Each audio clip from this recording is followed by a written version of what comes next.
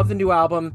I'm Thank so you. happy to reconvene. That was one thing I think I talked about during the first time around was I was looking forward to everybody being back at it, albums, live shows. So how does it feel? How does it feel to really be out of that era, and how has it influenced what you're doing now? That's a good question. It's interesting because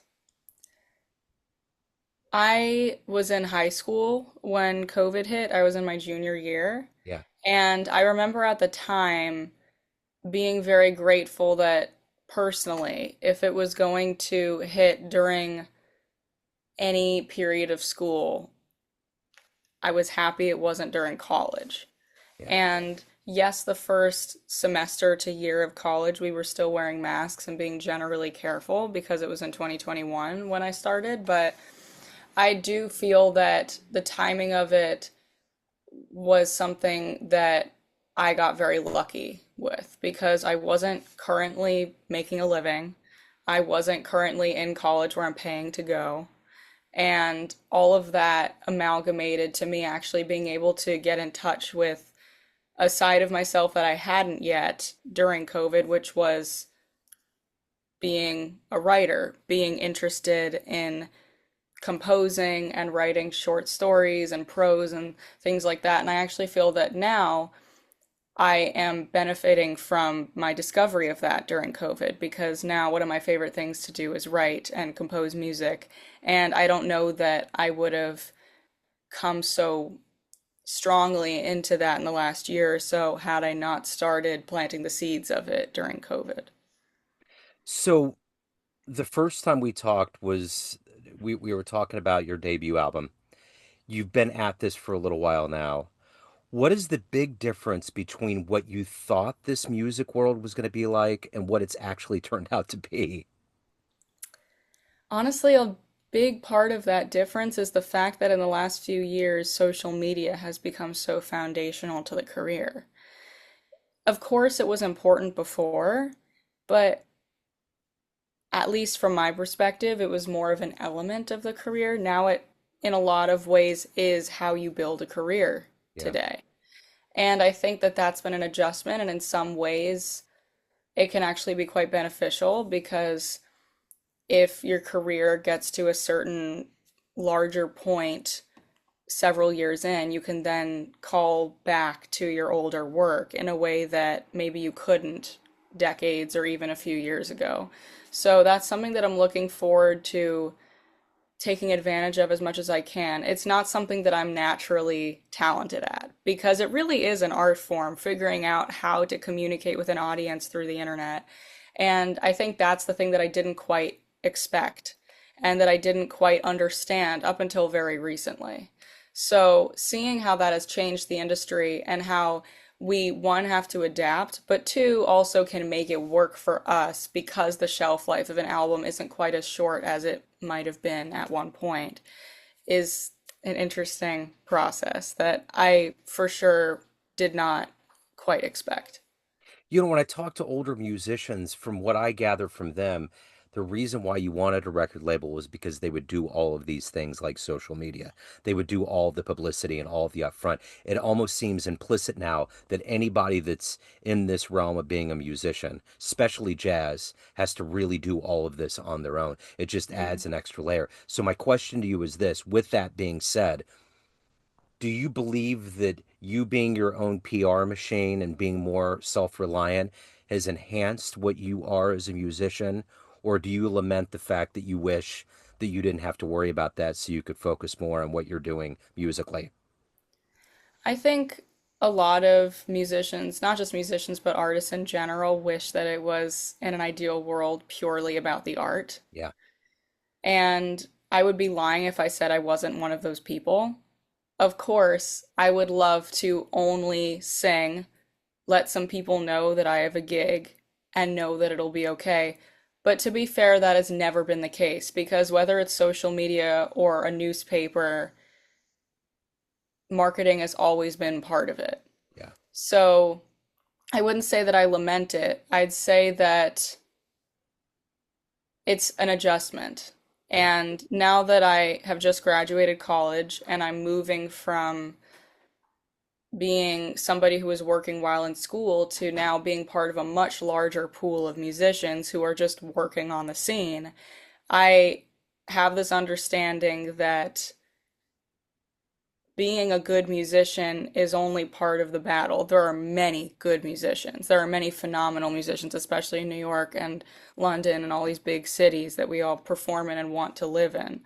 But it is an adjustment and in some ways a beautiful thing because you get to form your own narrative to be able to then add the marketing to it. So social media is maybe the biggest and fastest form of it that we've ever seen, but this has been the industry for a very long time, Yeah. of Yeah. course. So, how good does it feel to be in this jazz community? You've obviously, kind of grown into this community. How has it been to get further and further and understanding and being a part of this jazz community?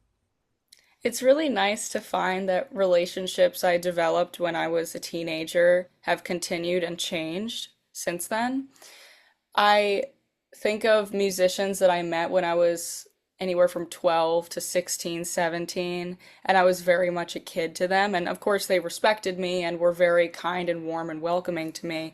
But over time, we've become more substantial friends or colleagues rather than me just asking them how things worked. And I'm still asking them how things work because I am Yeah. on the younger side, and also there's always more to learn from the people who have been doing it for longer than you have. But it's been beautiful to notice how those relationships change and how the people that supported me when I was a kid have continued to, but in a different way now.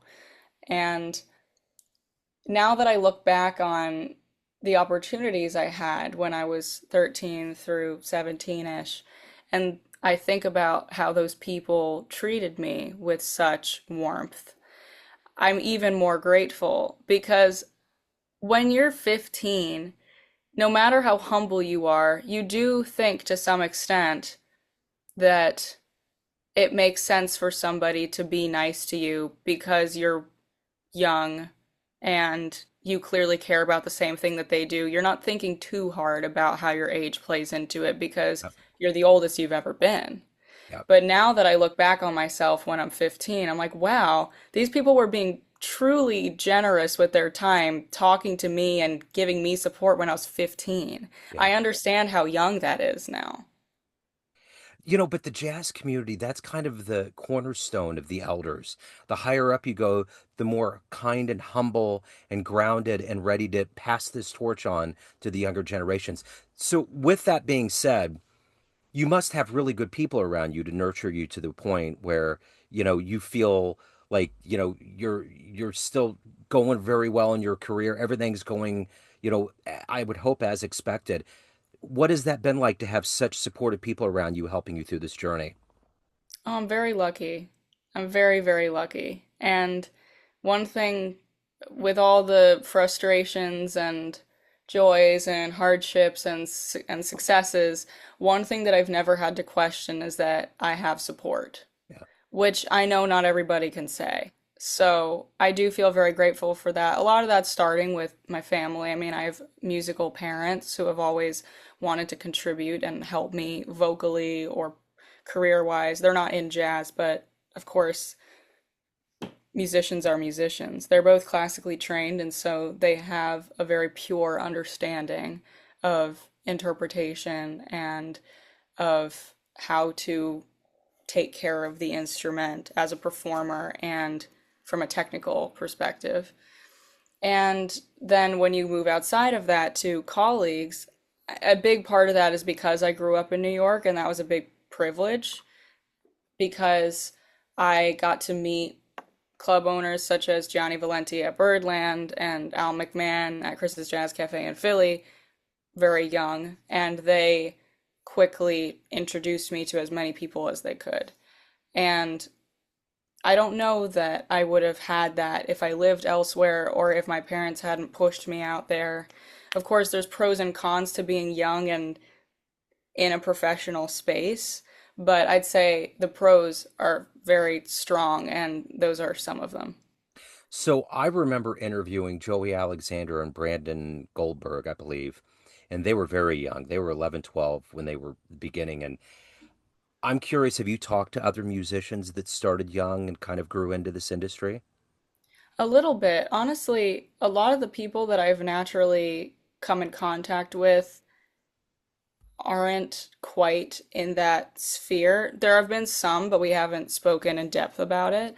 But honestly, I, again, was very privileged to, from a young age, work with people who were at least twice my age. And it's because of that that I learned so much and got a lot of insight into how the industry operates, and I'm still figuring that out now. But it's interesting that you asked that because these days I've been working with some more musicians around my age who were performing at 15, and I'm starting to become closer friends with them and understanding how we have had some similar experiences, but also based on our instruments, maybe some different experiences. Because a lot of the people that I've just happened to meet recently are instrumentalists, and it's interesting to see how we relate to each other and also how we differ based on where we grew up, based on what we play, based on the people we knew. Yeah. So the one thing about being in New York, I mean, obviously being a native New Yorker, it's your environment. You don't know anything any different, but the rest of the world looks in and sees all of these clubs and all of this activity. It's the center of the jazz universe. So my question to you is this: what was the stage that you got to play on that you dreamed of playing on and you were like, I can't believe this is actually happening? And what's the stage that you dream about playing on that you haven't yet? That's a good question. I mean, I've a couple of the stages I played on were dreams, from the beginning, like Birdland. Yeah. A couple that I have yet to play on, but I'm going to be this year are, well, okay, I've been a guest and part of general showcases at Dizzy's, but I'm doing my first headlining show there this month. So that's a big one. Yeah. When I booked that, I was very excited. Oh yeah. And I also just recently booked Ronnie Scott's in London. I'll be going Cool. there in November. That's a dream one as well. Yeah. So those I'm very excited about. And also in 2026, I'm going to be at the Bebop Club in Buenos Aires. So I'm excited for that too. Oh, Those are all venues that I've been craving to be on for a long time. And it's finally happening, which I'm yeah. really happy about. One that I have not booked that will probably take a long time if it ever does happen would certainly be the Vanguard. That is, if I'm lucky, in a decade, um, or more. Yeah. That could take a very long time and still not guaranteed. If I were to get lucky and my career went in a particular direction, which nobody can predict necessarily, it would be really cool to play Carnegie Hall. That would be very cool. But anything But a can, lot of these things are based on factors that I can and also can't control. it's weird. I remember reading a book about a year ago about how things get viral and popular, and it was just exploring the nature of it. And it's really all a mystery. Like, I mean, there Hmm. is hard work, there is talent, there There's a is lot a, of luck too. yes, it's Yeah, like it's a there just has to real, be. yeah, it's a really it's like I remember about a year before Samara Joy really hit it. I remember interviewing her, and at one point she had mentioned how strange it was that people wanted to interview and talk to her all the time. She was just genuinely kind of befuddled by it. And then all of a sudden now she is the premier voice. She's Hmm. come to Kansas City. Her show was stellar. They just the other day announced that tickets were going on sale, pre-sale, because people are going to swallow them up. And it's like any of that can happen overnight, and the Hmm. Vanguard could be next year. You never Yeah, you know. never know. Yeah. Yeah, how it can Yeah. happen. So, Lady of the Lavender Mist, what a great title for an album. Thanks. Talk to me about how you artistically stitch this together because you go from that debut, you're really trying to get your tentacles in this world. What was it about the album title and the set list? How did you come about this artistically? It all started with the album title. It was actually a completely different process from my first album, which started with the theme, and then I picked the title last after I'd already recorded everything. I knew that I wanted it to be an Ellington Strayhorn record, And I put all of that together, not even thinking about what a title track would be or how I would formulate it aesthetically necessarily. This one had a very different formulation. I was on a train ride a couple years ago and listening to a bunch of Ellington records, as one does, and I came across this title, Lady of the Lavender Mist, and listened to the song, was immediately obsessed. I listened to it about 40 more times that day. And I thought, well, I have to write lyrics to this. It's so gorgeously written and arranged, and there are no lyrics. So I started to write them, and it was a long process because I kept finding myself dissatisfied and stuck and all of that. I felt like I really had to make it good if you're gonna have the audacity to alter an Ellington tune in any Yeah. way. And I started to assemble the other songs that would be on this record, not really knowing how Lady of the Lavender Mist tied in with the theme, but I knew that it was going to be the title, and I knew I was going to formulate the aesthetic around it. But as far as I knew, it was just a mishmash of good songs. And as I was finishing the lyric, which became about the picture that I felt the song painted to me, which was this ghostly woman who is haunting a naturescape behind this ever thickening lavender mist, and she's lonely dancing, waiting for somebody to join her or relieve her from this grief she feels, but nobody does, and she eventually disappears. And as I was going through this rough patch in my personal life, I started to hear it as not just a sad tale, but actually a warning against what can happen when you stay in one unproductive position for too long, unwilling to move towards a more positive habit or standpoint or lifestyle. And that serendipitously coincided with everything I'd already selected for the album. They all fit into the puzzle that this song was naturally forming, where songs like Autumn Leaves in French, which is the first song on the record, it talks about the knowledge that something is over in a very devastating way. But then you have the other side of that in I'll Remember April, where there is this full knowledge that something will never be again, but the narrator can look back on it with a smile and understand that there's something that they learned from it, they've gained some self-awareness from it, and maybe that's all it was meant to be. Yeah. So that's, I guess, the textbook best way to look at it. That's not always realistic, of course, but this all naturally coincided with a subtle theme that I hadn't even initially planned, but pretty quickly became fully realized through the formation of that record. So at the end of the day, what are you hoping the listener gets from this recording? That sometimes it's okay to leave something, and sometimes that is the strong thing to do. Sometimes it's not the best thing to do. There's no right answer necessarily. I don't know that there is one solid message to be taken because it's existing in a gray area, where depending on the situation, depending on the grief, depending on the joy that could come from the scenario, everything, it can be messy, and everything can also be beautiful, and those exist at the same time. And this really coincided with my personal understanding that a lot of things in life are not black and white.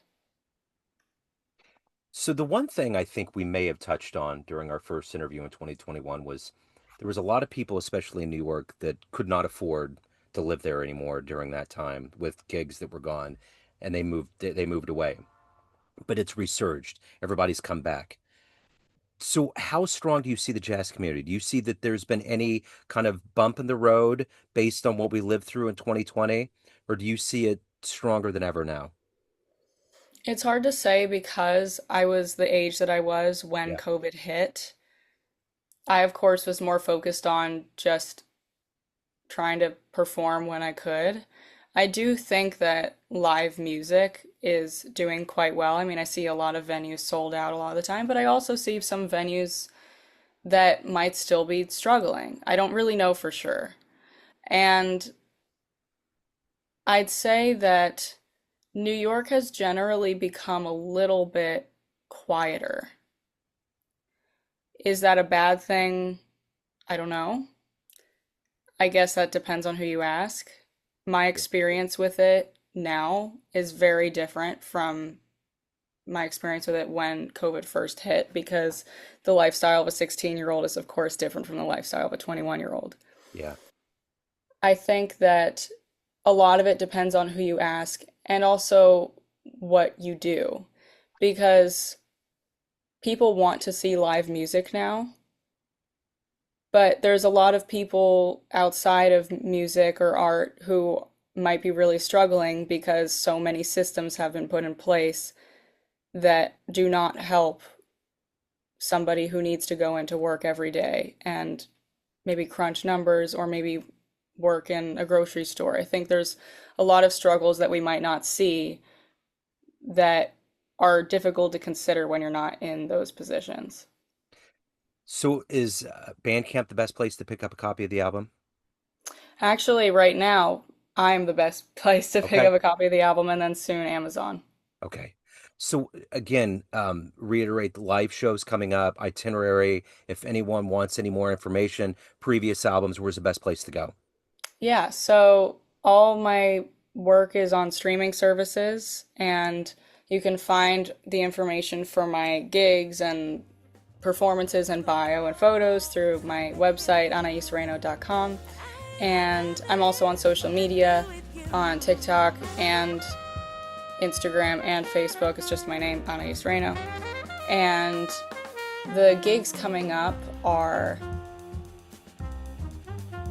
Dizzy's on August 26th at 9 p.m. And I'll give a variety of locations, I guess. In Philly, I will be at Chris's Jazz Cafe again on September 26th and 27th with Benny Benack. And if you are in London listening, I'll be at Ronnie Scott's on November 21st during the Jazz Festival. Wow. Those are the, I'd say, notable places for the next few months. I love it. So I tend to ask questions like, if you could go back in time and talk to your younger self, what would you say? But I'm going to ask you this. If you right now could run into yourself at 31, 10 years from now, with that dream of being at the vanguard, with your career chugging along, what would you tell your older self right now? Oh, like what do I need to hear right now? Yes. Oh no. Um,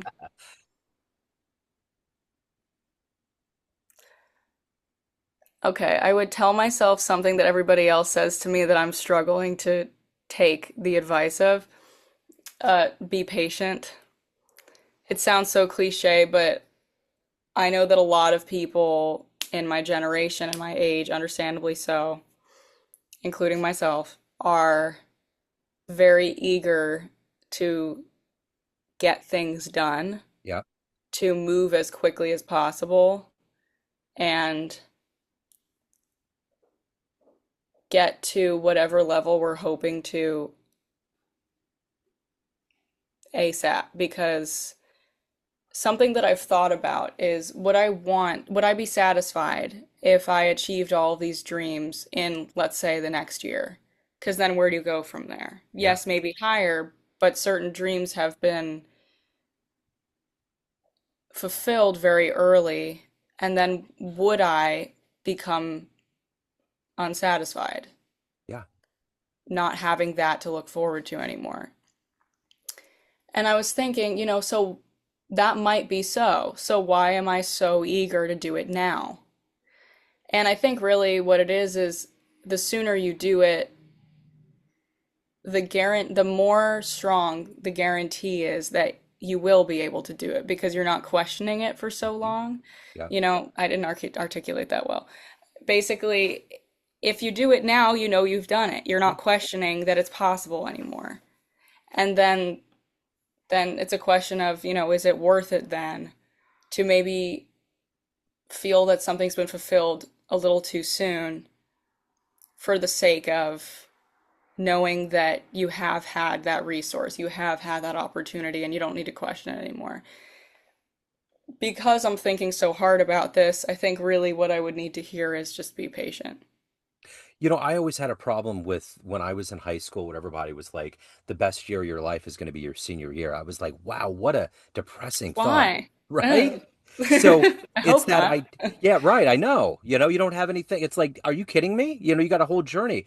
But I think too, the younger generations, the psychology has been kind of zapped because of COVID. There was all this Hmm. tranquility and all this downtime while your life is roaring, while, your brain's not going to slow down. Nothing is slowing down. You're still going after it, but the world had to come to this halt. So now that everything's picked back up, it's like, all right, I got to do this. I You have almost to have to make catch up. up. Yeah, got Yeah. to make up for lost time. So I think it's different for younger generations to process that. And I always thought that at my age during the pandemic was that, we had decades of just living like all these other decades. But the younger generations had this huge air bubble that was so traumatic. It affected everything because there's been things that have happened and your life might be altered here and there, but all of our lives and every way we lived were completely altered.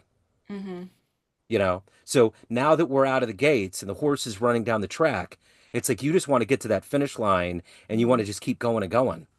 Also with social media, because like you were saying, depending on virality or whatever combination of things that we can't predict, something that you want could happen in 10 years or it could happen in 1 year. Yeah. And with that unpredictability, with that fast-paced nature of marketing and exposure that we have, especially like you said, my generation and millennials as well, it's so stifling sometimes to then question, okay, when's it going to happen? Because Mhm. you really can't know. Yeah.